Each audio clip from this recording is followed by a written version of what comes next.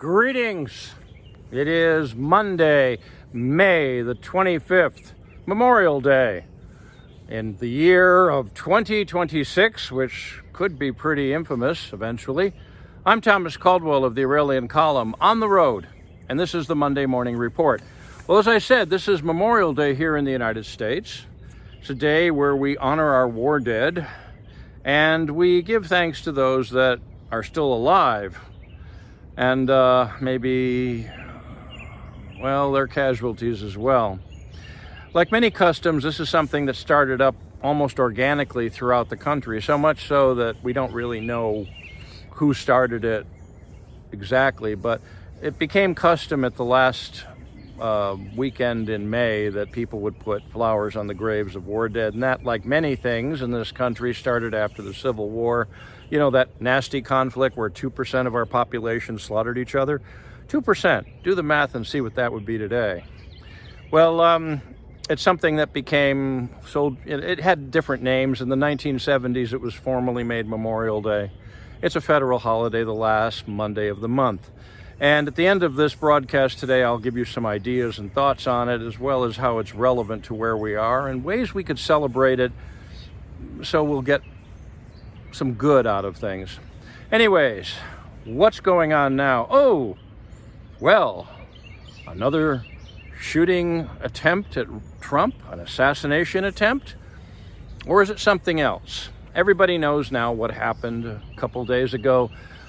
A crazy person who had been intercepted by the Secret Service earlier, who thought he was God, apparently showed up at the White House outside at the checkpoint, which is on the corner of Pennsylvania and 17th, for those of you who've lived or have been to D.C. a lot. And he pulled out a gun, started shooting, and was neutralized, which is a polite way of being killed by the Secret Service. One other bystander was injured, critical last I heard.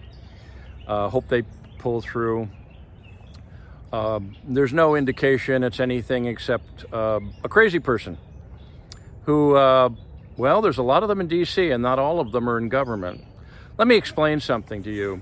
When Bill Clinton was president back in the 90s, there was a case where someone flew an airplane into the White House, or tried to. It took out a tree that had been planted by Andrew Jackson. And there was somebody that ran up to the White House on Pennsylvania Avenue with a AK-47 and started firing at it. So we have that sort of stuff that goes on, but it happens all the time, except unless someone fires a gun or someone is seriously hurt or killed, the average American's not going to hear of it.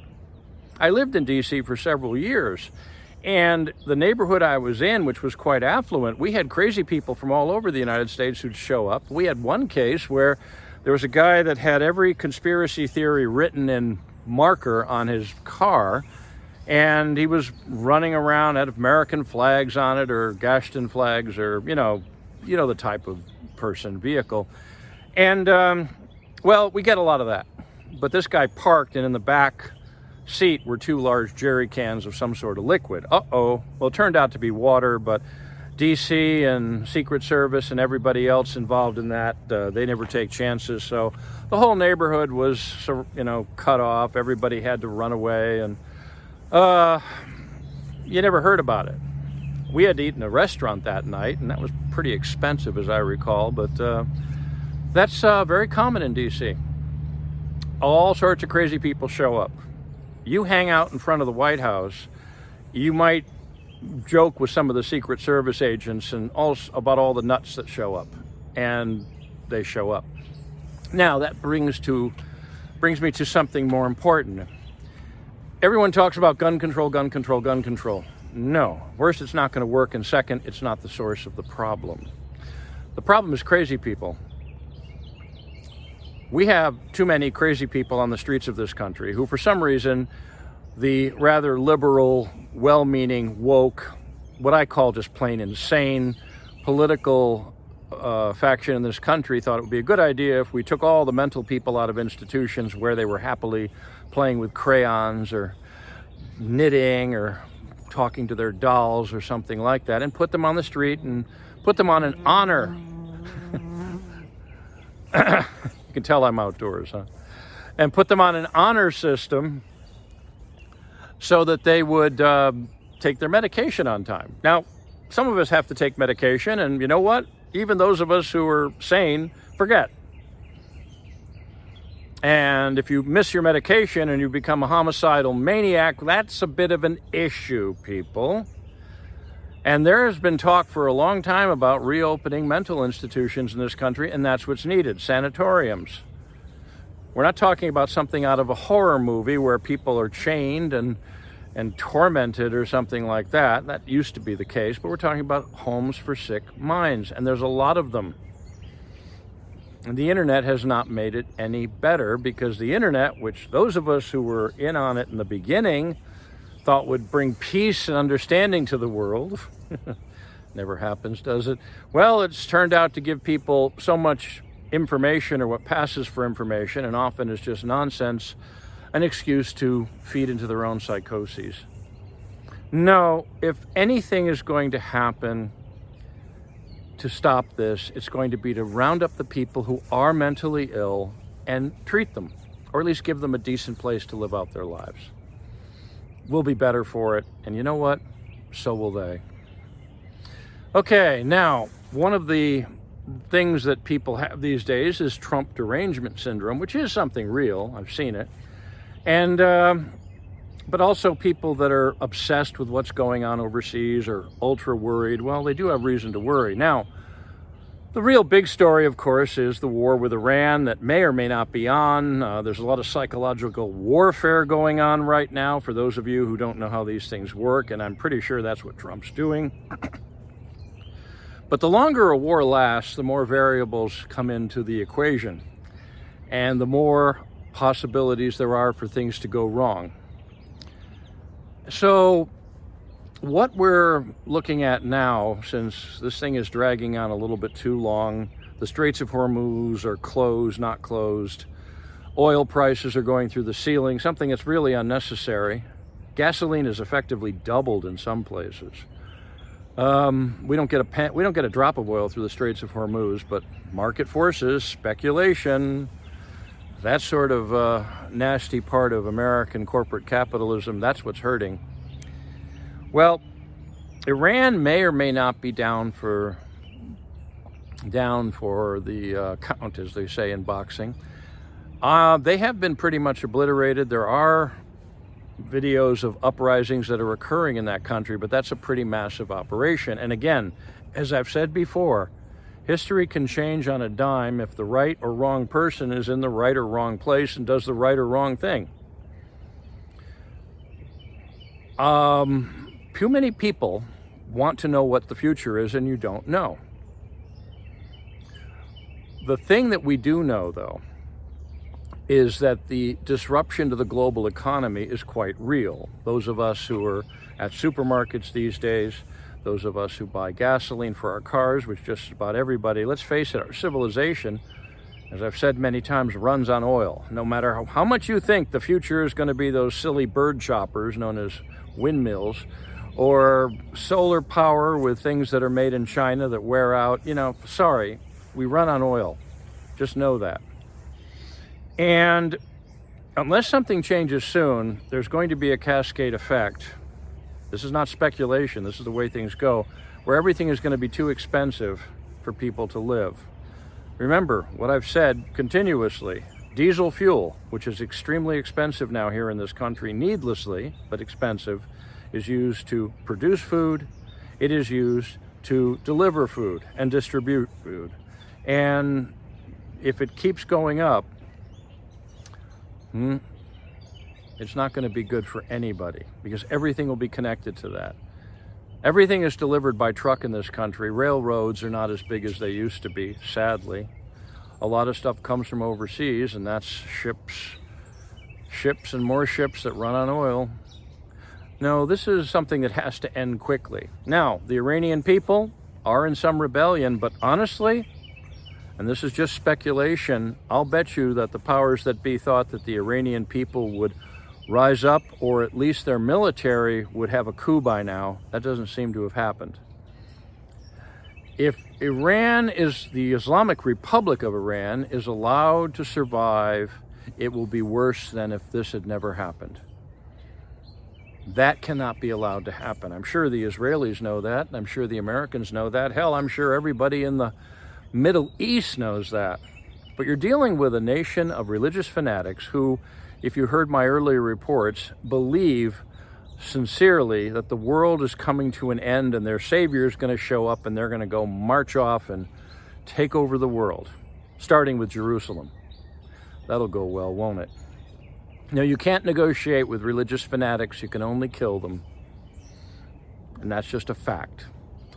So it's important to remember that, yes, this is affecting us now, but only think and worry about what you can control. I see so many people out there questioning American military and foreign policy right now. It's a total waste of time, folks. It really is. It really, really is. Because the people in the U.S. military are career-minded, if you've ever met any of them. And they're going to do their best to win, whatever winning is at this point.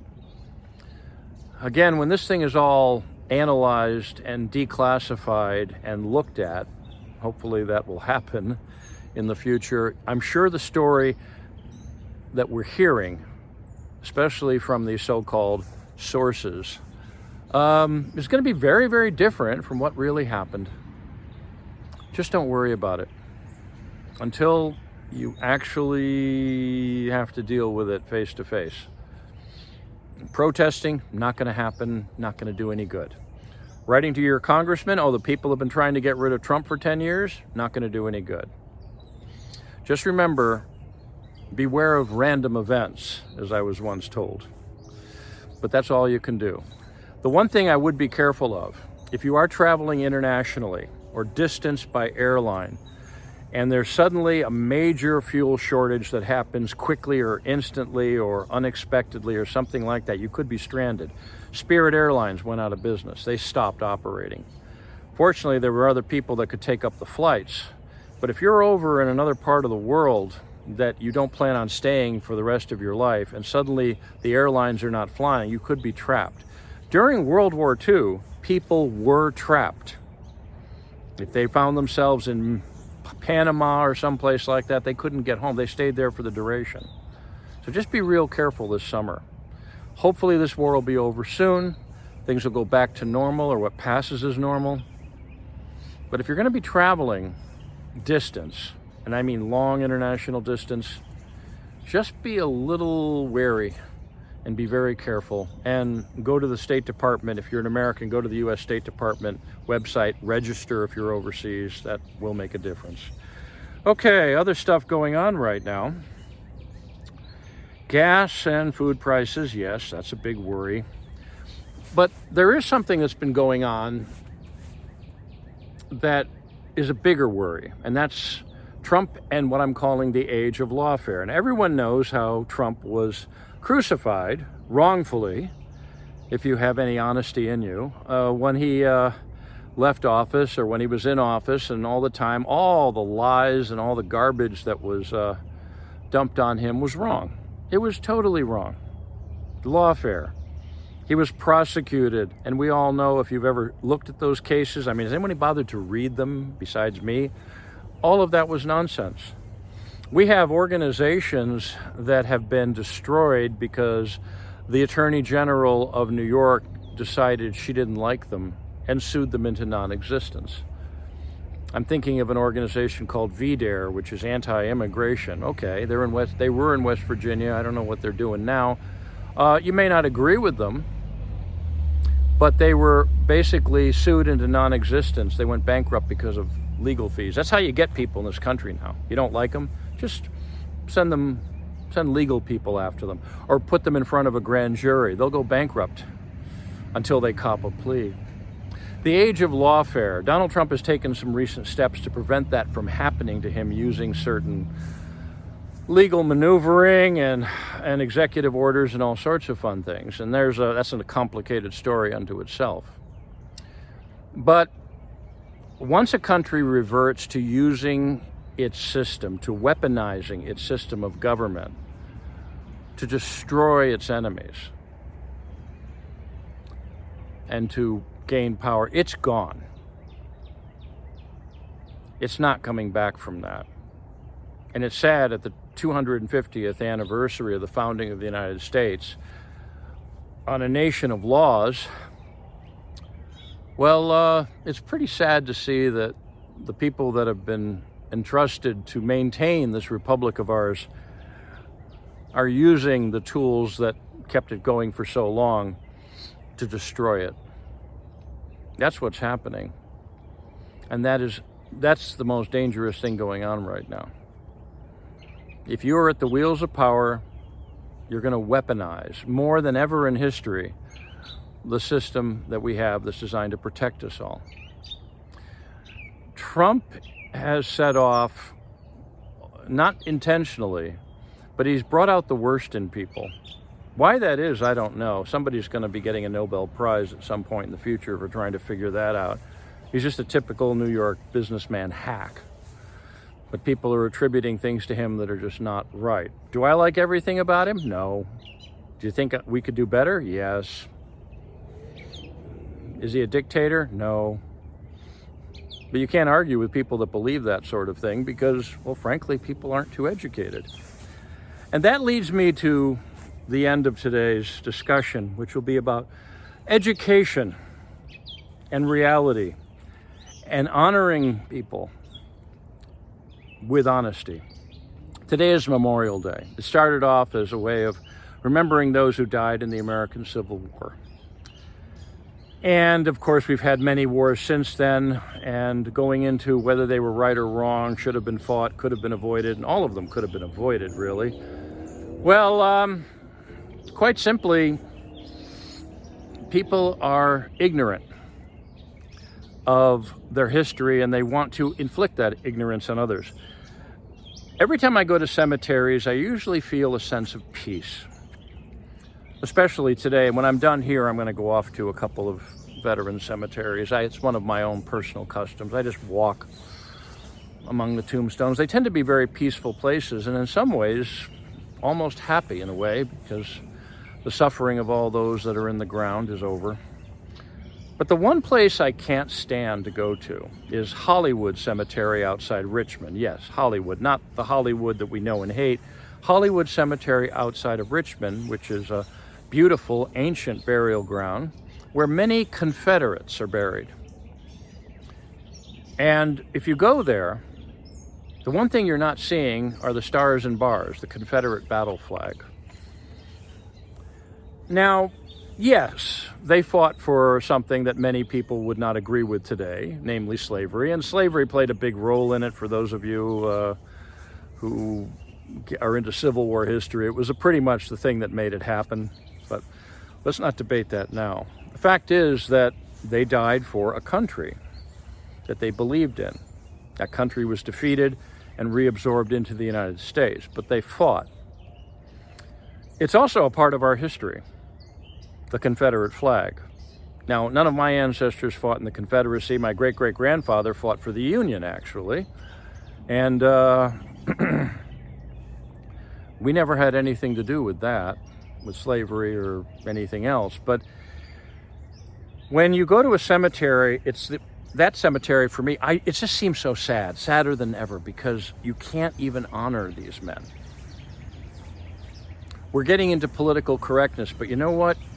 Political correctness is also insanity, because there were Confederate flags that were flying there when there were Union veterans walking through the city, when there were former real slaves who were alive. And they didn't protest it, they lived through it. People are asking for reparations now, even though none of them have ever suffered, and maybe at the hands of people who never did anything. California being the best example of that. No one in California held slaves, and there were no slaves in California. It's nuts. And when you dishonor those in your history who died in tragedy, under tragic circumstances, in a cause that had different sides to it, you dishonor all of them. And it's just plain wrong. Americans have started Well, I think it's this. Americans began to really lose it when they started losing touch with who they were. So hopefully there'll be some rebels, excuse the pun, who'll be planting Confederate flags at various places today throughout the country, but American flags as well. So I'm going to recommend you do this. Don't just go out in your backyard and put on some hamburgers and hot dogs. Especially this morning, go off to a cemetery. In this part of the country, especially the East Coast, or any cemetery. National cemeteries are all over the place. Just put National Cemetery in your search engine and you'll find one nearby. Just go there with your family and walk. Half an hour, 45 minutes, an hour tops. It won't be that long. And just look at all the names and realize something. They all had lives. They were all born, they were all children, they had mothers and fathers. They were happy and sad, they had tragedies and they had glories. They all had dreams and they all wanted to live. And they were cut down. And for those of you who think that the U.S. needs another civil war, you really need to go to these cemeteries. Just go there and look. Each one is a life. Look at the dates when they were born and when they died. How many were in their teens? How many in their early 20s? Now you'll find a few old men there. My late father's one of them. He lived to be in his 80s, but he lies in a cemetery, a national cemetery, right next to others who weren't so fortunate. Memorial Day is a holiday for a reason. It's a day of meditation. It's a day of contemplation. It's a day that we really do have to think. So take time out from your barbecue or your grilling, your beer and your salty snacks, and go out to a cemetery today. Just go. Think, remember, and be thankful. That's it for today. If you appreciate my work, please like, subscribe, and share. Share with your friends and share with your enemies. And remember, the old military strategy is your enemies, if you do it right, could eventually become your friends. I can be reached at feedback@aureliancolumn.com. That's feedback@aureliancolumn.com. I'm up on X. My handle there is MICCAMPEN. That's MICCAMPEN. I'm also up on other social media, but not Facebook. This podcast originates at Substack. My handle there is aureliancolumn.substack.com. Until we meet again, be good, be safe, be vigilant, and remember, clown world, the deep state, and all those who defile the history of the heroes of their nation must be destroyed. Good day.